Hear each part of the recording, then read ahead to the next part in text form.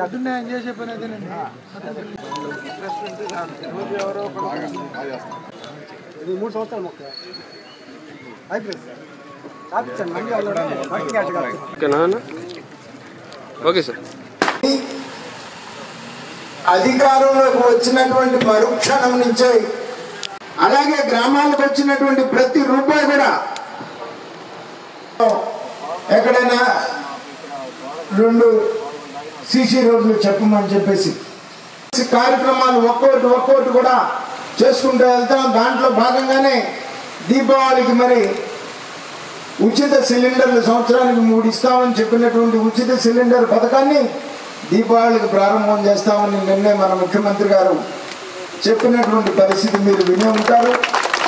అలాగే ఏ కార్యక్రమం అయితే మనం ఎలక్షన్లో చెప్పామో ల్యాండ్ టైటిలింగ్ యాక్ట్ రద్దు చేశాం. అక్కడ ప్రతి భూమిలో ఈయన తాత సొమ్ము ఇచ్చినట్టు ఆయన బొమ్మ వేసి రాళ్ళేస్తారు. మన భూమిలో ఆయన బొమ్మ ఏంటండి? మన పట్టాదారు పాస్ పుస్తకాల మీద కూడా ఆయన బొమ్మ.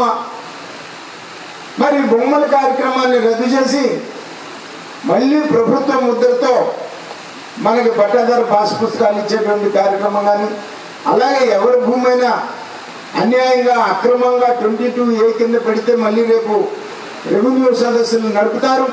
రెవెన్యూ సదస్సులు నడిపినప్పుడు ఈ సమస్యలన్నీ కూడా పరిష్కారం మనకు అవుతాయి. మన భూములు ఏ రకంగా అయితే కొట్టేయాలనుకున్నాడు జగన్మోహన్ రెడ్డి కానీ వాళ్ళ ముఠా కానీ, అవన్నిటికీ కూడా చరమగీతం పాడి మళ్ళీ మన భూములు మనకు దక్కే విధంగా మరి రేపు రెవెన్యూ సదస్సులో కార్యక్రమాలు జరుగుతాయి.